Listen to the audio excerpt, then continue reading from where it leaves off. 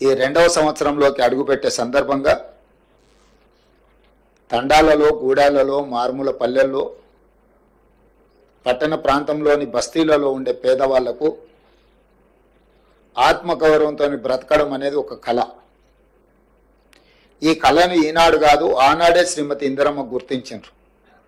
అందుకే ఇందిరమ్మ రోటీ కప్డా ఔర్ మకాన్ ఈ నినాదంతో పేదరికాన్ని నిర్మూలించడం ద్వారా కూడు, గూడు, గుడ్డ ప్రతి వాళ్ళకు అందించాలన్న లక్ష్యంతో పాటు వ్యవసాయ భూమి ఆత్మగౌరవం, గ్రామంలో గుర్తింపు ప్రతి కుటుంబానికని గుర్తించి ఆత్మగౌరవంతో బ్రతకాలి అనుకున్నప్పుడు సొంత ఇల్లు ఉండాలి, ఆ కళ నెరవేరాలి. ఆ కళ నెరవేరాలి అంటే మొదట ఇంటి పట్ట, ఇంటి స్థలం ఉండాలి. అందుకే ఏ ఊర్లో అయినా గుడి లేని ఊరు ఉండొచ్చేమో కానీ ఇందిరమ్మ కాలనీ లేని ఊరు ఈ దేశంలోనే లేదు అని నేను గర్వంగా చెప్పగలను. ఎంత మారుమూల ప్రాంతానికి వెళ్ళినా చిట్టడువుల్లో నివసించే ఆదివాసీలకు కూడా ఇందిరమ్మ కాలనీలను, ఇందిరమ్మ ఇళ్ల పట్టాలు ఇచ్చి వాళ్ళ ఆత్మ గౌరవాన్ని నిలబెట్టి వాళ్ళు సొంత ఇంటి కళను నెరవేర్చే విధంగా ఇండ్లు కట్టుకోవడానికి అన్ని రకాలుగా నాకు తెలిసి 10,000 రూపాయలతో మొదలుపెట్టి మొదట్లో 4 తాటాకులు, 10 వెదర్ బొంగులు, 4,000 రూపాయల నగదుతో మొదలైన ఇందిరమ్మ ఇల్లు కాలక్రమేణా రాజశేఖర రెడ్డి గారు వచ్చే వరకు 1,25,000కు పెరుగుకుంటూ వచ్చింది. ఈరోజు ప్రజాప్రభుత్వం కాంగ్రెస్ పార్టీ అధికారంలోకి వచ్చిన తర్వాత 5 లక్షల రూపాయలకు పెంచడం జరిగింది. ఎందుకంటే ఈరోజు పెరిగిన ధరలు పేదవాడి అవసరాలను దృష్టిలో పెట్టుకొని ప్రతి పేదవాడికి 5 లక్షల రూపాయలు ఉచితంగా ఇచ్చి వాళ్ళకి ఇండ్లు కట్టుకోవడానికి ప్రభుత్వం అండగా నిలబడాలన్న ఆలోచనతో ఈ పథకాన్ని తీసుకొచ్చినాం. ఇదే కాదు, గతంలో ఇందిరమ్మ ఇండ్లు కొన్ని లోన్ల ద్వారా పేదలకు ఇచ్చిన ఇండ్లు ఉన్నాయి.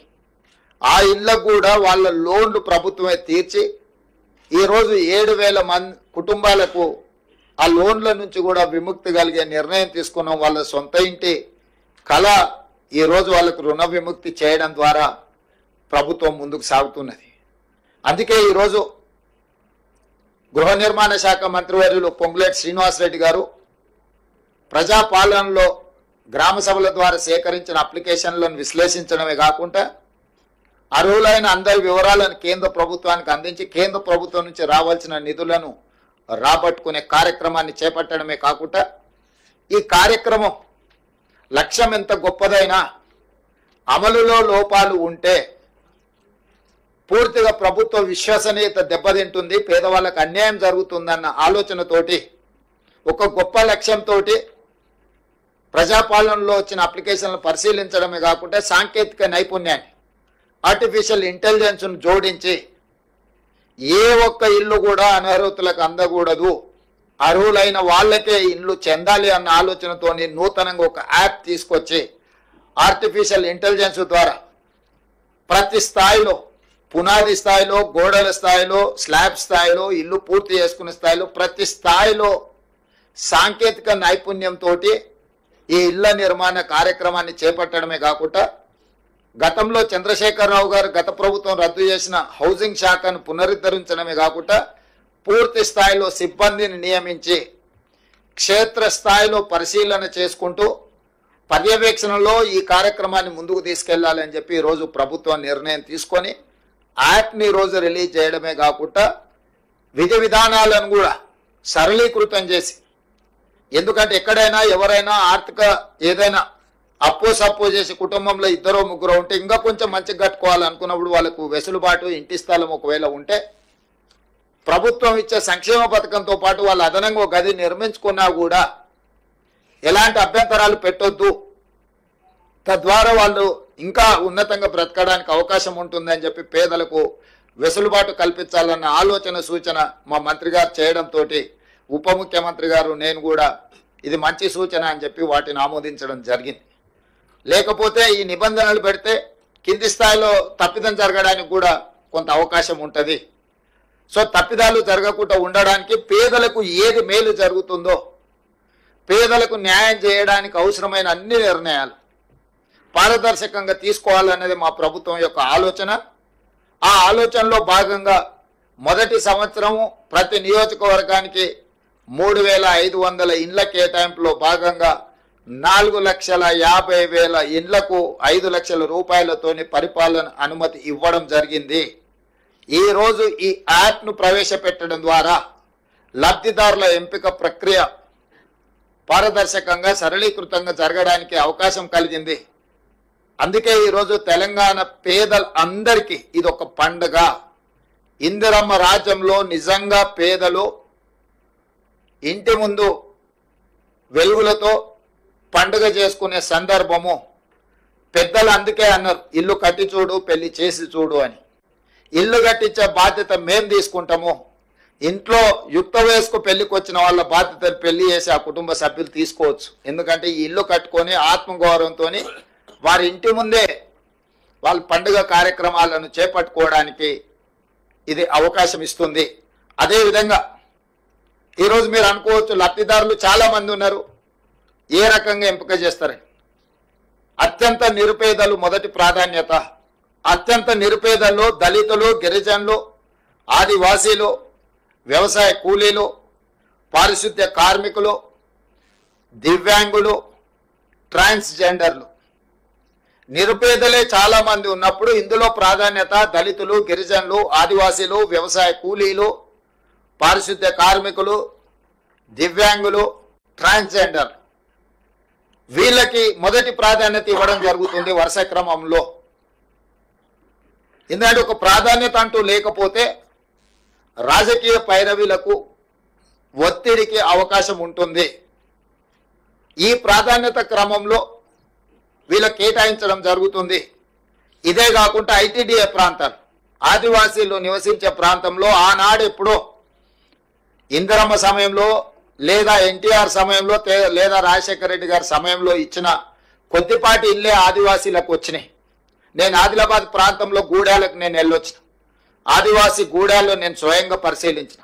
మా పట్టి విక్రమార్క గారు ఆదిలాబాద్ నుంచి ఖమ్మం వరకు పాదయాత్ర చేసినప్పుడు ఆదివాసీలు వచ్చి నిజమైన అర్హులము, ఇందిరమ్మ రాజ్యంలో లబ్ధి పొందాల్సింది మేము, అడవులలో ఆది మానవులలాగా ఇంకా ఎంతకాలం బ్రతకాలి, మా పట్ల మీరు కనికరం చూపించాలి, ఇందిరమ్మ ఉంటే మాకు బాధ తప్పేది, కానీ ఇందిరమ్మ వారసులుగా ఈరోజు మీరు పరిపాలనలోకి వస్తామంటున్నారు, మీరు మీ బాధ్యత నెరవేర్చండి అని చెప్పి ఆదివాసీలు, ఆదివాసీ సంఘాలకు సంబంధించిన వాళ్ళు మాకు గుర్తు చేయడం జరిగింది. అందుకే ఈ వేదిక మీద నుంచి ఐటీడీఏ ప్రాంతాలకు ఈ కోటాలతో సంబంధం లేకుండా అక్కడ ఉండే జనాభా ప్రాతిపదికన అదనంగా కొన్ని వేల ఇండ్లు మంజూరు చేయాలని మేము ఈరోజు అనుకున్నాం. ఐటీడీఏ ప్రాంతాలను ప్రత్యేకంగా మేము పరిశీలిస్తాము, వాటిని ప్రత్యేకంగా తీసుకుంటాము. ఏంటంటే నిజమైన లబ్ధిదారులు తెలంగాణ మూల పురుషులు, ఈ ప్రాంతానికి ఈ ప్రాంత మట్టి మనుషులు వాళ్ళే. ప్రభుత్వ సంక్షేమ పథకం వాళ్ళకి చేరినప్పుడే మా లక్ష్యం నెరవేరినట్టు. అందుకే ఈరోజు సీతక్క గారు పదే పదే నా దృష్టికి ఈ ఆదివాసులకు సంబంధించి ప్రత్యేకంగా ఇండ్లు ఇవ్వాలి అని చెప్పి వారు విజ్ఞప్తి చేయడం జరిగింది. అందుకే ఈరోజు మా మంత్రివర్గ సహచరుల అనుమతితోని ఆదివాసీలకు ప్రత్యేక కోట, ప్రతి నియోజకవర్గానికి 3,500 ఇండ్ల కోట కాకుండా అదనంగా ఆదివాసీ ప్రాంతాలు, ఐటీడీఏ ప్రాంతాలు ఏవైతే ఉన్నాయో ఆయా ప్రాంతాల జనాభాను దృష్టిలో పెట్టుకొని వాళ్ళ కోసం ఒక ప్రత్యేక ప్యాకేజ్ కేటాయించడం ద్వారా, ఫర్ ఎగ్జాంపుల్ అచ్చంపేటలో చెంచులు ఉన్నారు, నల్లమల్ల అడవుల్లో ఉండే చెంచులను ఏ రోజు వాళ్ళకు న్యాయం చేద్దామన్న ఆలోచన గత 10 సంవత్సరాలు చంద్రశేఖరరావు గారి ప్రభుత్వం చేయలే. వాళ్ళని మనుషులలాగా గుర్తించడానికి కూడా ఆ ప్రభుత్వం ముందుకు రాలే. మరి అలాంటి వాళ్లకు న్యాయం చేయాలి, అలాంటి వాళ్లకు ఇందిరమ్మ రాజ్యంలో మేలు జరగాలి అన్న ఆలోచనతోటి గోండులు, ఆదివాసులు, ఆదిలాబాద్ జిల్లాలు, మీకు తెలుసు ఇంద్రవెల్లి కాల్పుల్లో చనిపోయిన కుటుంబాలకు నేనే స్వయంగా అక్కడికి వెళ్ళి వాళ్ళకందరికీ ఇందిరమ్మ ఇళ్ల పట్టాలు ఇచ్చి వాళ్ళకు నిధులు ఇచ్చినము. ప్రత్యేకంగా వాళ్ళ గూడాలను అభివృద్ధి చేయడానికి ఆ రోజు మాట ఇచ్చొచ్చినము. అది ఖమ్మం, భద్రాచలం కావచ్చు, లేదా ఉట్నూరు ప్రాంతం కావచ్చు, ఎన్ని ఐటీడీఏ ప్రాంతాలు ఉన్నాయో ఐటీడీఏ ప్రాంతాలను ప్రత్యేకంగా ప్రభుత్వము పరిగణిస్తుంది. వాళ్ళకు మేలు చెయ్యడానికి ఆ పేదలకు ప్రత్యేకమైన ప్యాకేజ్ ఇవ్వడం ద్వారా మొట్టమొదట వాళ్ళ ఆత్మవిశ్వాసంతో బ్రతికే విధంగా ఈ ప్రభుత్వం మా కోసమే ఉన్నది, ఈ ప్రభుత్వం మా ప్రభుత్వం అని ఆదివాసీలు భావించే విధంగా వారికి ప్రత్యేకంగా నిధులను విడుదల చేస్తాం, లబ్ధిదారులను ఎంపిక చేస్తామని చెప్పి కూడా నేను ఈ సందర్భంగా స్పష్టంగా చెప్పదలుచుకున్నాను. పొంగులేటి శ్రీనివాసరెడ్డి గారు చెప్పినట్టు 10 సంవత్సరాలు 2004 నుంచి 2014 వరకు డాక్టర్ వైఎస్ రాజశేఖర రెడ్డి గారి నేతృత్వంలో 2 సార్లు శ్రీమతి సోనియా గాంధీ గారి నాయకత్వంలో ఇక్కడ ప్రభుత్వాలు ఏర్పడ్డాయి. 10 సంవత్సరాలు చంద్రశేఖరరావు గారు ముఖ్యమంత్రిగా కొనసాగించారు. నేను ఈరోజు సూటిగా వాళ్ళని ప్రశ్నించడమే కాదు ప్రజలకు వివరించదలుచుకున్నా.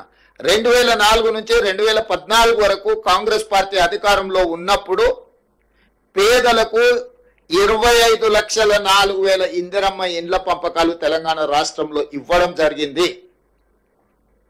25,04,000 ఇండ్లు 2004 నుంచి 2014 వరకు కాంగ్రెస్ పార్టీ అధికారంలో ఉన్నప్పుడు పేదలకు మేము ఇందిరమ్మ ఇండ్లు ఇచ్చినాము.